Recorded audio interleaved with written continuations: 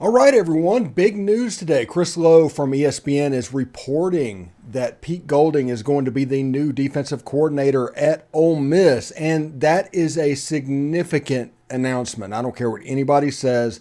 There are going to be some people that are upset because the Alabama fan base is weird. There's a segment of them that is very anti-Pete Golding, including my own Jake Thomas from SEC After Dark.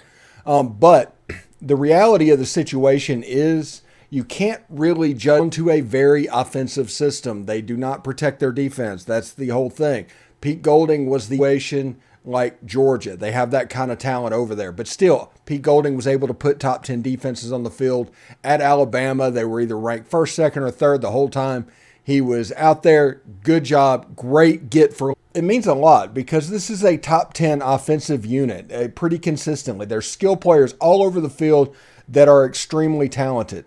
So you get to the point where if Ole Miss has a top 50, this Ole Miss team will be extremely hard to beat. And I think everybody that looks at the schedule will see that. And I think Pete Golding, with his recruiting at a much higher level than we think they'll be. Also, right now, I imagine one of the most happy people out there is Suntarine Perkins. It came down between the Pete Golding recruiting for Alabama and going to Ole Miss, and he chose Ole Miss, but he really liked Pete. He mentioned Pete fondly. Now that relationship gets to be really, really used and put to the test. This is absolutely an amazing hire. I think all Ole Miss fans should be very happy that this has gone down this way. Pete Golding's recruiting chops is very good. Since he has been at Alabama, Louisiana has opened up to the Crimson Tide and not necessarily been an LSU state. That those chops might work a little bit more. I mean, we'll have to see how it works. We'll have to see what it does. But I'm really, really excited for what this defense can lead to. Now, let's get to the elephant in the room a little bit. Okay? Everybody's talking about transfer portal, specifically on the defensive side of the ball, how slow it's been, how it's going different directions, how things are happening. And I think that's obvious because Chris Partridge was a good recruiter for the Ole Miss defense. That just bar none. He just was a really good recruiter. And Tysheem Johnson, Davidson Igbinosun, Isheem Young, even players like Javonte Jean-Baptiste had Chris Partridge ties if it would have worked. With this not working, they're going to have to put the full court press on Tysheem, Isheem, and Davidson because there's a relationship there. Now, on the same standard, there's probably a recruiter or two that is looking with a wearing eye to get into the transfer portal as quickly as possible to move over to Ole Miss. Now, remember on deadline day with the transfer portal, when we talk about that, it just means that a player has to get in the portal. The player has until the 1st or 2nd of February to actually enroll at Ole Miss.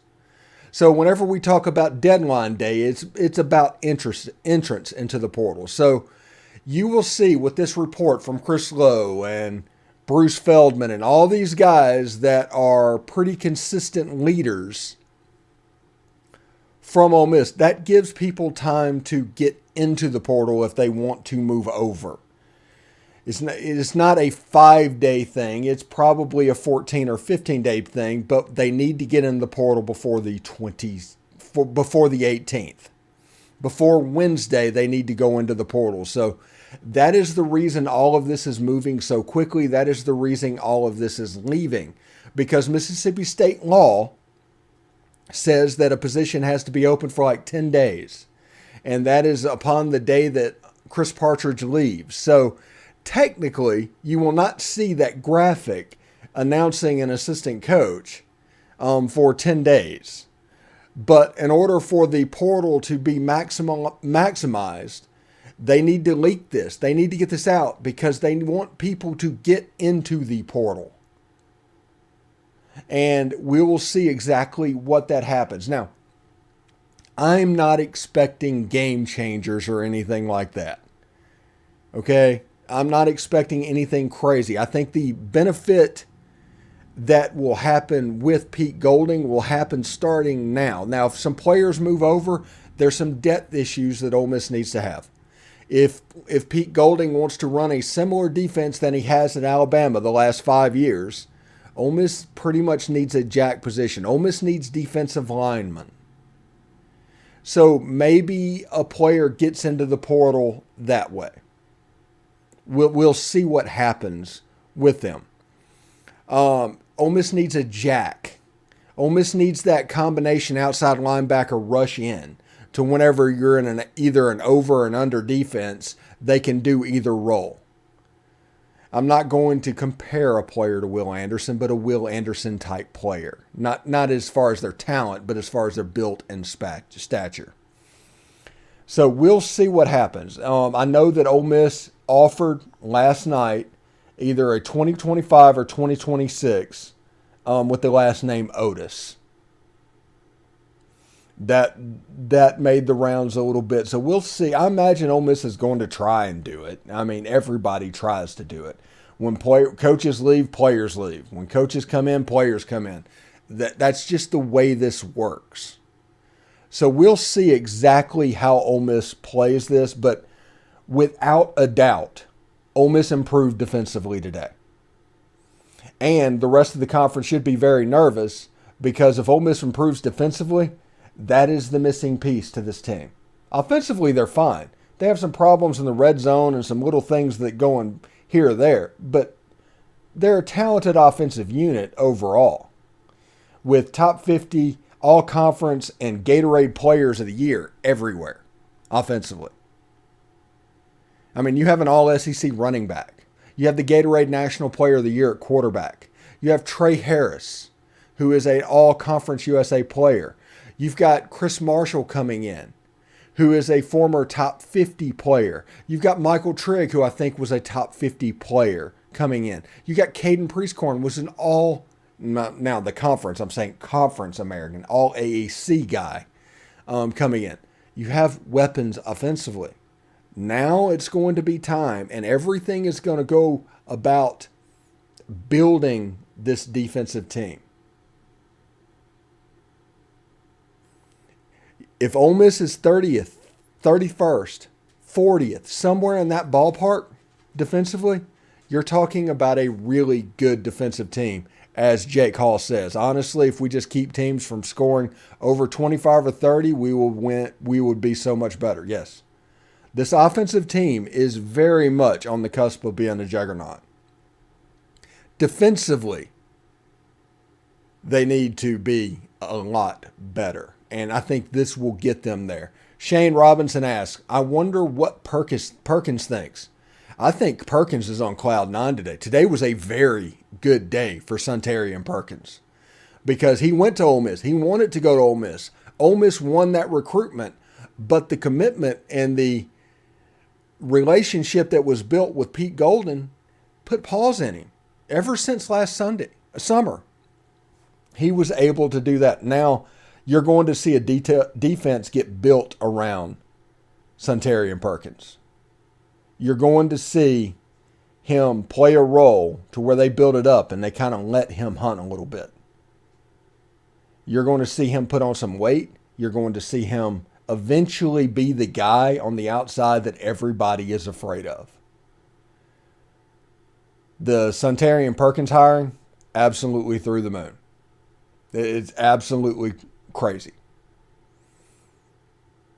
If we could score in the end zone, we would be all. I think he means in the red zone. Blake Gordon says that. Yes, that is absolutely true. But I think that is an issue of lack of a slot receiver and lack of a tight end towards the end of the season last year. I don't know if it's a schematic thing. People are going to think all the time about how they can move forward. I do think in the red zone it gets a little compressed. You need a weapon at the tight end position, and you need a weapon at the slot receiver position. Jalen Robinson re-signing with the Grove Collective is actually a huge thing offensively. We're talking about slot receivers, and I've been talking about slot receivers. Having Robinson and Watkins back with a year inside this system is a big, big thing. Bama basketball, they're coming in. Thank you so much, guys. Yes, I think honestly, this is probably time, and this helps both sides because he is going to give Ole Miss exactly what Ole Miss needs, and Bama can go out and try and find another Kirby Smart because that's what they need.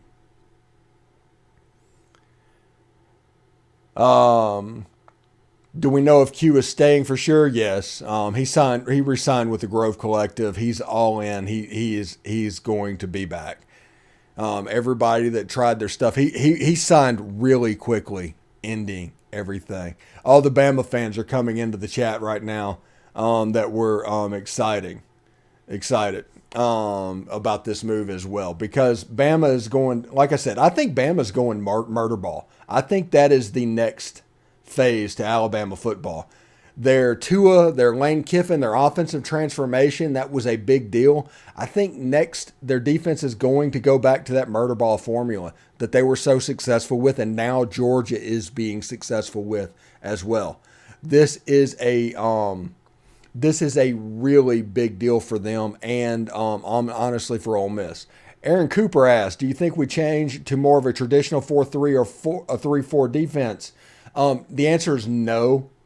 And that is because technically there's really one team in the country that has the athletes available to run an NFL-style 4-3 offense or 3-4 defense or 4-3 defense. I think you will see a semblance of a 3-3-5 or a 4-2-5 running over and over. Pete Golding is notoriously multiple defensing-wise. He's obviously gone to the Saban school. He's going to do a lot of stuff with that. You will see Ole Miss run something similar to that. Honestly, if you want to look at the Ole Miss defense, what Ole Miss did with Mike McIntyre in 2019 might be a nice roadmap for people that want to know exactly what it looks like. Shane Robinson said, you said it before, a scheme that works with one may not work at one school, may work with another. Yeah, it's comparing Pete Golding to Kirby Smart with the change of the Alabama offense and everything that's going on. The explosiveness of the Alabama offense was the biggest weapon used against the Alabama defense because it stresses it. It really does. So you could have 5 stars all over the field and still just be a top 10 defense because the offense is putting the stress, the play volume, all of that stuff on football. Kirby protects his defense at all costs. No matter what they do offensively, that defense is protected. And Nick Saban is actually seeing that can win in modern college football. That's the reason they're probably going to go back. Bama basketball says, both my cousin graduated Ole Miss and I respect the Rebels. Thank you very much. Obviously, we respect the Tide here, and we're not going to badmouth anything. And this is a big deal for Ole Miss. Now, offensively, Ole Miss, I don't know if Bill O'Brien going to Ole Miss would be viewed in the same way that Pete Golding is. But Pete Golding going to Ole Miss, defensively taking a coach from Alabama is a big deal at a school like Ole Miss. Ole Miss has a chance to be really good in the near future. This is a step in that direction. This is a step to filling all of the lower level things that might have been going on. And there's not going to be an Ole Miss people in the world that are going to be like the Alabama fans that are complaining about something going on, the Tennessee game this year, or even the Ole Miss game in 2020. You're not going to see that that Ole Miss fan come out of the woodwork. Now, you're going to see Alabama fans cheering and jumping from the rafters about what's going on, about how this Georgia-type defense, the old Kirby Smart defense, might be making an appearance. Even a Jeremy Pruitt defense would be taken by the Alabama fans, but that also is going to be a sign that the offense is going to protect that defense. Bama basketball says, Pete called a good game against Ole Miss. It just didn't fit Alabama's play style. And that is true. I mean, whenever you build what Alabama was from 2008, 2009, 2010, that those Alabamas, basically, if you just want to see that Alabamas, just watch Georgia this year. And all of a sudden that drops just a little bit. That is noticeable to them. All Ole Miss fans sees is a top 10 defense. All Alabamas are seeing is it's not as good as Kirby's defense.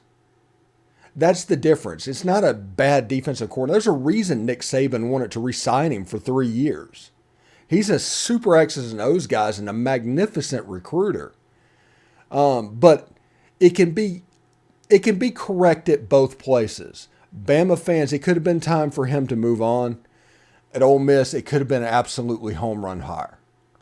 I don't think this is going to be viewed as a step down for Pete Golding going to Ole Miss. I think this is going to be viewed as Pete Golding going out on his own.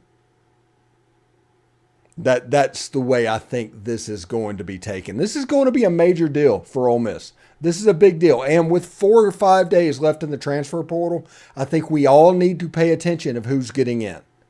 And especially relationships that were developed during recruiting, either through a previous transfer or something that fits the Alabama style, something that can make the transition a little bit easier. Now, we've done 3 shows on Pete Golding and rumors about it. And we talked about Ole Miss running a 3-2-6. There is a lot of positions that Ole Miss is going to benefit from moving to that system, to the Pete Golding system. You're going to see players like Josh Harris and Xavion Harris play in the middle. They're going to be that super nose guard. They're going to be the Mount Cody of this defense. But then J.J. Pegues, you might see him move out to an end position. You might see another 300-pounder or a Cedric Johnson or somebody like that, Jared Ivey play out on the other side of the field. Then at the jack position, maybe Cedric Johnson drops 10 pounds and plays that role. Maybe he plays the big guy on the outside. You have a Jeremiah Jean-Baptiste at middle linebacker. He fits the Bama mold of a linebacker. He is going to be a little bit of a thumper. He's going to be excellent in run defense. Ole Miss needs to go out and find another one of those guys. That's the reason they tried to re-recruit Austin Keys so hard. And please do not do that thing where if Austin Keys goes to Alabama or Auburn, I should say, that you poo-poo on what's going on and what's going on. Ole Miss absolutely wanted that kid to come back because he fits the role of a Pete Golding linebacker. The fit is there. So you'll see Ole Miss try to re-recruit players on rosters. Some young guys could step up, and you might see a transfer come in. But they're going to have to change personnel, but it's not going to be the large change that you're thinking of. If Ole Miss goes to a 3-3-5 or a 4-2-5, which that could happen, they have a lot of defensive backs on this roster.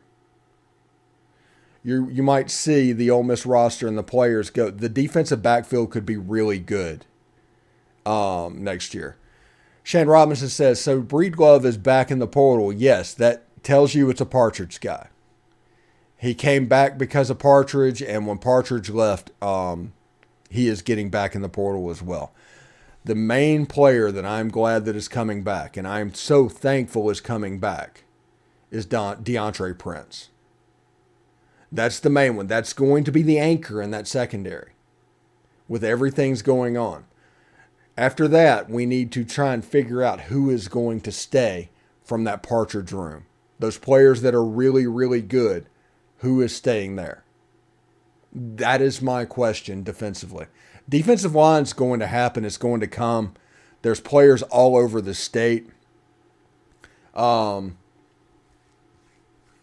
Like Camarion up at Lake Cormorant. Pete Golding's on that. There's a relationship there. It's not coming in cold. You can come in and you can probably get momentum with Camarion Franklin. And players like that. Mississippi has 7 or 8 players that are 4-star level or above. We know this staff likes to recruit nationally. I mean, they just committed a quarterback from Arizona. We'll see exactly how that goes. But this is a big move for the Ole Miss Rebels. I'm very excited about this. Shane Robinson says, we appreciate everything you do, Stephen. Thank you. Thank you, Shane. Hey, without you guys being here and doing this, there wouldn't be much sense in me doing stuff like that, because we're not about breaking news in this channel. If anybody says Stephen Willis said this or broke this, question that. We're all about commentary. We're all about perspectives. You know, we got Tom, we've got all these experts that come in that fill in the blank, and we want to make it to where you guys have a good time and we can talk about what is going on. Now, my experience in that building is a big, big deal. Honestly, not many people have that, and I use that, especially with that Lane Kiffin program, because the reality of it is, since I worked for Ed Orgeron at Ole Miss, I recognize a lot of what Lane does. Everybody likes to say Lane copies Saban, and I'm sure he admires Saban and all of this, but a lot of what Lane Kiffin does is Pete Carroll. It is the same stuff that we were doing back when Ed Orgeron was here, and because of that, that honestly was my entrance into all of this, is being able to tell what was going on when everybody else was guessing. You know, just a thing. Anyway, we're going to get out of here. It's been in here for 23 minutes or something like that. Thanks everybody for tuning in, and this was supposed to be a day off, but we will live stream if I can. If we get any commits in the portal, I think Walker Howard might be supposed to be on campus tomorrow.